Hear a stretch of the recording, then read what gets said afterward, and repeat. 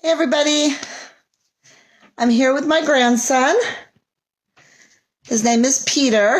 His head looks so big in this shot. It's so funny. His head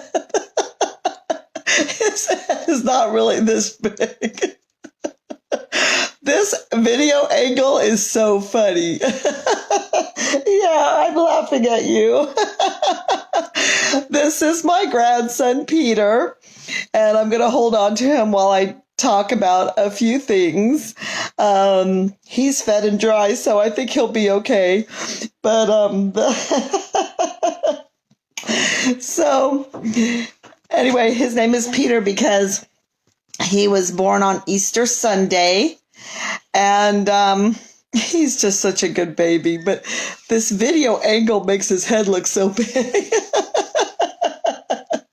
Also, I'm doing a live stream. So my daughter's like, what's going on in there? So anyway, I wanted to talk to you about a few things. I didn't announce that I was coming on because it's just busy. So, yeah. And, so anyway, I'm hoping I can do this, but I wanted to talk to you about the Bitcoin because, there is a lot of controversy around the Bitcoin since the Bitcoin is going up. And the reason why this is important is because Richard loved Bitcoin. Okay? So I wonder how many people he told about Bitcoin. I know he told us, he told my son-in-laws that he invested in Bitcoin. So this is really important because why would Richard at 18, 19, 20 years old save money and not want to buy a fancy car, just a used car? And why would he invest in Bitcoin? I mean, we know that he put in about $30,000 into Bitcoin. Okay. So why would he do this? You know? I can answer that for you because Richard is homeschooled, and part of our homeschooling was studying the Mises Institute, the Austrian theory of economics, and also like the Chicago School of Economics. And then we have the easy money, easy printing money School of Economics that we have right now. So the whole world is in that easy printing money School of Economics. I'm losing my train of thought of the name of that. Anyone can help me post that, trigger my memory. But, you know, the Federal Reserve Bank is part of that school. And so we, you know, looked at how the Federal Reserve banks were created, why they were created, and, you know, were they biblical? Were they pro small people and business?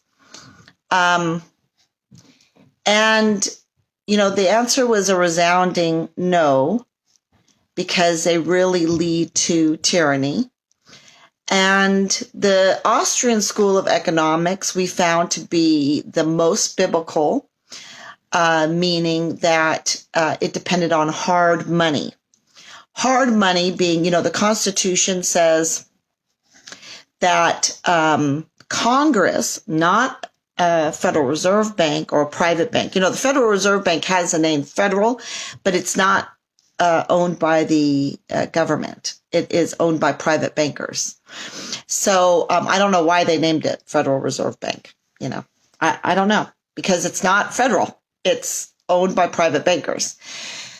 And it was, I believe, in 1914, that's when they started. And we had another reserve bank that was destroyed by Andrew Jackson. And then they instituted this one here. So anyway, it's just easy printing. There's nothing behind it. And we were on like a semi-gold standard until 1971, where, they had to keep some gold to back up the paper money. But the Constitution says that the Congress is supposed to be the issuer of hard money. And I think the Bible is like hard money would be gold or silver for the most part, maybe copper, nickel, and it would continue to have its same value, so there wouldn't be inflation, and the same weights and equal weights. So if you look at some graphs, or you look at, my job is old books, they could tell you in these old school math books, $1 equals this and this much pound sterling. So a US dollar could equal this much pound sterling. $1 equals this much Deutsche Mark. It's really funny because there was no fluctuation because it was a weight of metal measured, and, it didn't have that inflation or the radical ups and downs of our FX market that we see today. So we kind of trended to the Mises School of Economics, the Austrian School of Economics. Ludwig von Mises started that Austrian School of Economics, kept Austria and the West of the West from joining the communists of Russia, open, for free market, a laissez-faire market, and yada. I don't want to go into all the details. You can look for it yourself. It's very interesting. And, the point that I'm trying to make is that as we studied this together with Richard and Robert, and that money is supposed to be a weight, and there's supposed to be something backing it up. So this is not the case today. In modern times, our money really, we went off the gold standard, like I said, in 1971. And so we have massive inflation ever since then because they can just print the money. And then we just had that $900 billion budget passed, with this, whatever, giving all this money to foreign. I might have to pass him to his mother. But hold on. I'll call his mom. Hold on. I thought it would work. He's pretty good, but it's early in the morning. Allison? Coming. I got to take her baby. Okay, so why is this important? Because Richard knew all this stuff and was comparing currencies and markets. And you have your bond market. Of course, you have all your equity market. You have your gold and silver. You have, of course, this digital money. Okay. And Richard became fascinated with the digital money market because it's really almost better in his estimation. I don't know if it is in my estimation, but in his estimation, better because there is some privacy with ownership. And years ago, you could own some Bitcoin or whatever, and you didn't even have to report it. Now, when you do your taxes, you have to report if you bought some Bitcoin. And it's starting to be like a snowball effect because it's worth, I think yesterday I was told it's worth like $30,000 a Bitcoin, which is incredible because we knew about it when it was like $3 a Bitcoin.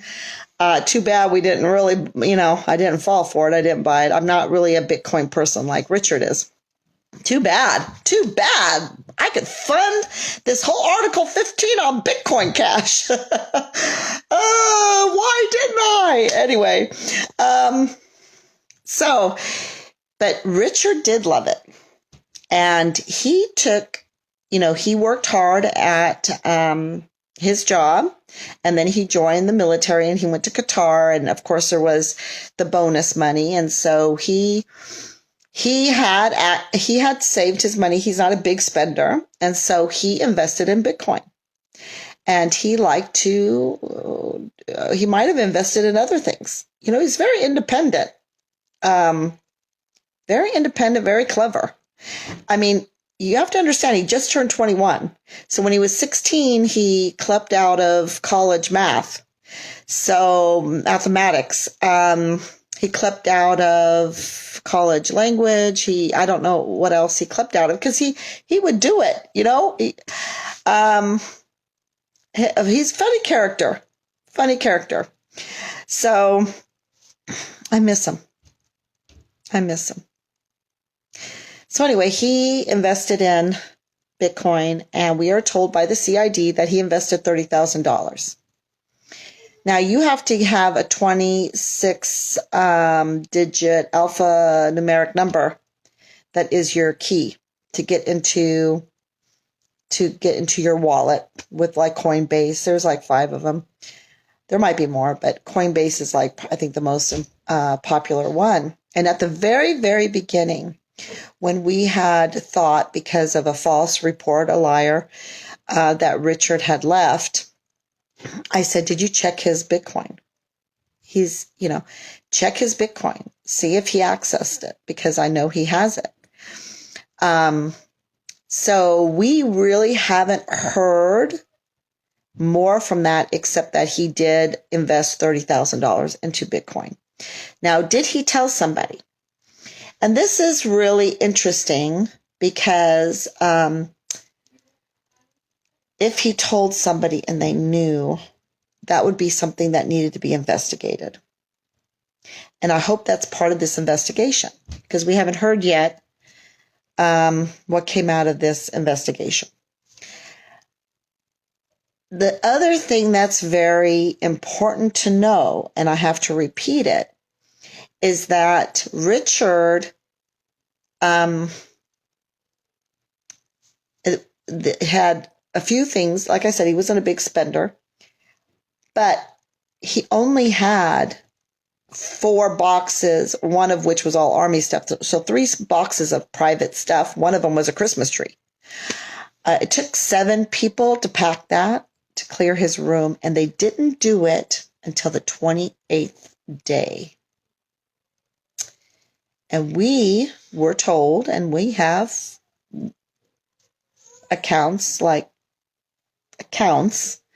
first-hand accounts from the people that cleaned the rooms, that there was even some criminal activity there. That as they tried to push people out, and I like that word push, because they push you to destruction. They push you to go a little crazy. They push you to be fearful. They push you out to go AWOL. And they liked that. This is not my words, okay? This is not my words. But they liked to push people that they didn't like into going AWOL, because then they could steal their stuff. And there was a hierarchy with that. Like, if they had some really good whiskey there, then the higher ranks would have dibs on the whiskey. Those are not my words. That is what we were told. What we know for sure is that Richard's items were not secured, inventoried until day 28. And it took 7 people to do it. I guess 7 people to check. I don't know. Whatever. To make sure. And his wallet was not found. This is day 159.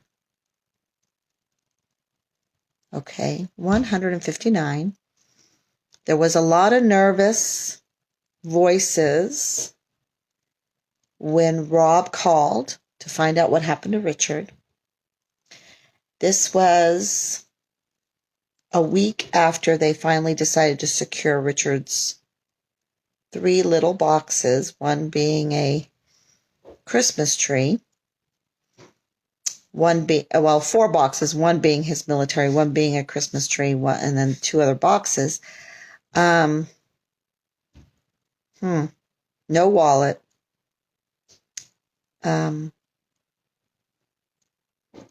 No pistol, which, what happened to the pistol? Now, Richard said that he would keep that at a friend's house. Is that true? I don't know. I know that there was a weapons problem in the barracks. I heard that from a very high source, that they had to make a sweep through and they found lots of weapons. And there was there's a lot of, it's Army fear, y'all. Army fear and Army weak. It's not Army strong. And they have to, confession is the cure of souls. They have to confess that. So what happened to Richard's Bitcoin? This is what really needs to be looked at, is what happened to Richard's Bitcoin. We know there was a lot of criminal activity, a lot of Army fear, Army weak, Army crime, Army racketeering. We know that there was a lot of that, a lot of Army push, a lot of Army unlawful orders, a lot of that, a lot of it, y'all. I'm not happy to say this stuff. Matter of fact, I'm sick to my stomach right now. I want to throw up because it's that upsetting. Do you understand what I'm saying? The weight of what I'm saying? Army weak? Army crime? Army racketeering? Army fear? And these are volunteer soldiers. Volunteer soldiers that are brought into this kind of environment. An Army push. Push, push, push, push. Army tyranny. Army tyranny.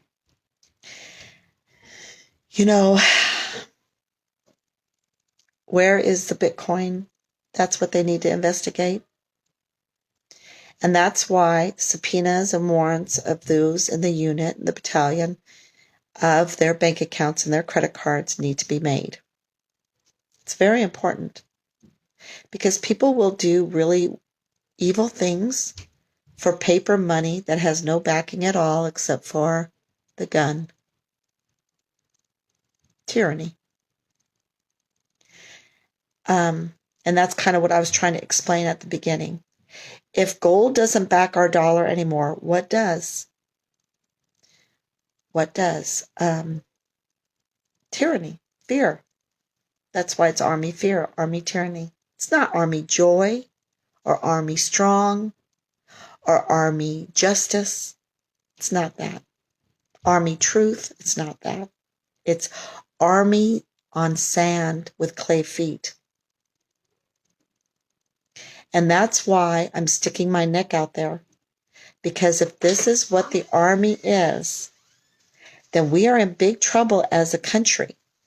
Because our money, that dollar bill, that $20 bill that they're all willing to kill for, willing to destroy young lives over, willing to push people down, push people over like a bully, is not going to be worth anything. And that's why Bitcoin is at $30,000. That's why gold and silver will go up. That's why the stocks are going up. Because the dollar is not worth it. They have to own something else. And this is really, really dangerous. Because I'm a huge fan. I even have a painting that I'm painting. I'll show it to you. I'm not done yet because I was painting it before I heard. But this is my painting. the reason why I decided to paint Justinian and Theodora in front of Saint Sophia, the largest basilica in the world, I think. It's the largest one in the world.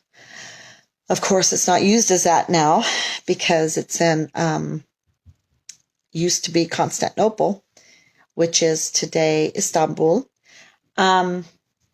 But Justinian and Theodora were the leaders that set forth the codex, the Justinian Codex, family law, justice, that instigated a empire that was so healthy.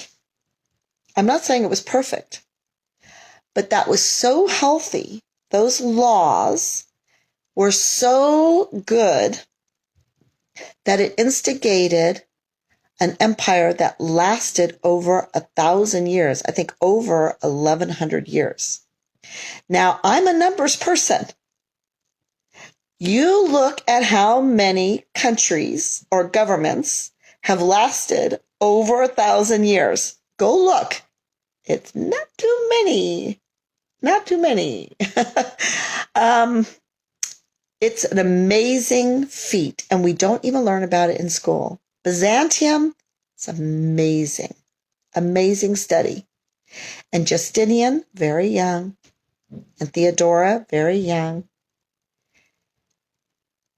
Just established something so wonderful. And when you study it, they'll say, what's very, very important is that you have hard money, no paper money. Hard, dependable, uninflatable money. No inflation, because inflation is always a hidden tax. So, and people don't understand that, but like, let's say you make $20,000 and the next year you still make $20,000, but there is a 2% inflation. Now, the value of your $20,000 has just gone down. So there's the tax. Okay? You don't have the money from the previous year like you do. Okay? So that's why hard money is so important. Another thing they said is borders are very important. There needs to be border control. Okay? Another thing that they said that you needed to have, of course, the family law, but is your farmers need to be so protected and so esteemed in your country. I've lived in countries where the farmers are demeaned, not esteemed. Farmers need to be esteemed. It's really important to be able to feed your country. And another thing, so farmers, hard money, borders, and a good army. A good army. Now that army could be, I should say good military. A good military could be one like what they have in Switzerland. It could be, it doesn't have to be like a standing army. You have to be on call, ready to go for your country.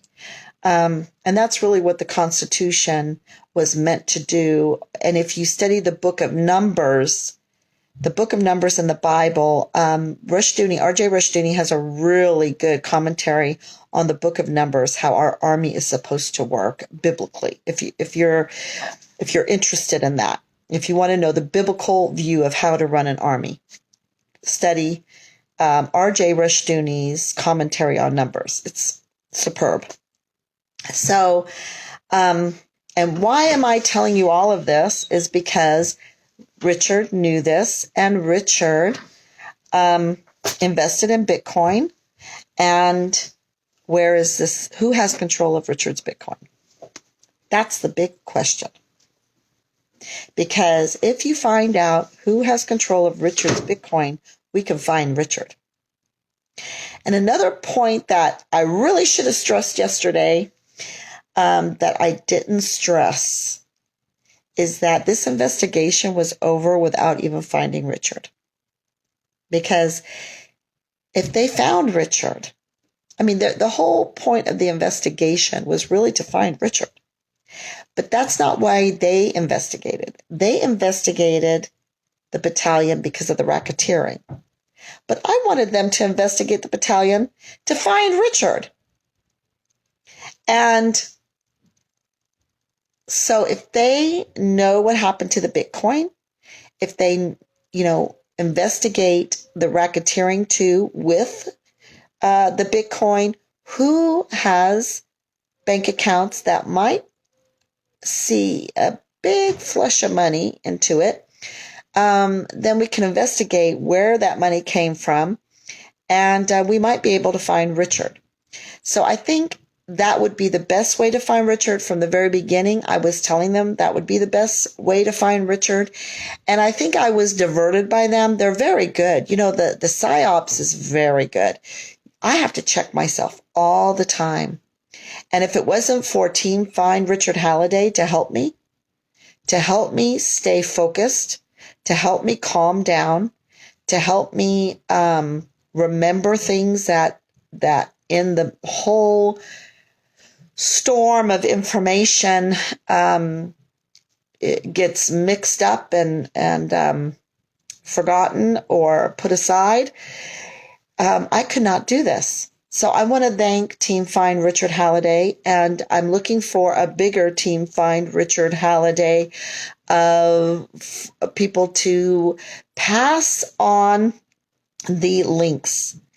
The funding of the Article 15, we have enough to start it now, but you know how that goes. It can get very complicated, and we need to have a pot of funding, a pot that we can have to say, look, we are getting money in, we have support, and so that in itself will act as currency. Support, public support is currency, okay? Because the dollar is not really worth anything unless it's backed up by something. So you have to have, in my case, the funding would be backed up by public support for finding Richard Halliday. So let's do our duty to Richard as a volunteer soldier, and let's have that public support. And how you can do that is the funding. It's also during these hard times. I mean, my goodness. Yeah, I know. Some people are making tons of money because the stock market is going way up, and some people are really suffering. These months have not treated people equally, that's for sure. So, but if you have some time and you can post my videos, if you can post the links, if you can comment on any site to get the media interested in this case to find Richard Halliday, then that is Team Find Richard Halliday. And I'm really, really appreciative of that. But you have to know you're doing it not just for Richard and not just for me, but for your own children, your own future, your own country, because this will set precedent in the military especially, that they can't use Article 15s as a weapon against our volunteer sons and daughters. And they can't push with bullying and tyranny the people of this country, because this country is ruled by the people, for the people, and with the people's consent.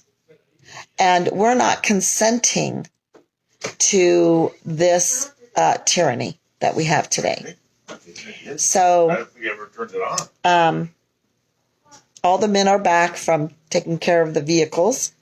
So I am going to go and see if they need my help. And thank you so much. And pass on the information. And if you don't know anything about Bitcoin, you can educate there's tons of sites. And you can go to LouRockwell.com for the Austrian economics. You can go to Mises.org for Austrian economics. You can go to Chalcedon for the numbers. I think it's offered free, the commentary on numbers. You can read it online. So there is numerous ways where you can be very, very helpful in Team Find Richard Halliday. Thank you all again, and I'm going to go back to my grandbabies and all the calls that I'm making. I'm making lots of calls and writing lots of emails. Okay, so I'm one of those Gigi's that have the baby sitting on my lap typing away. Okay, God bless you. Bye bye.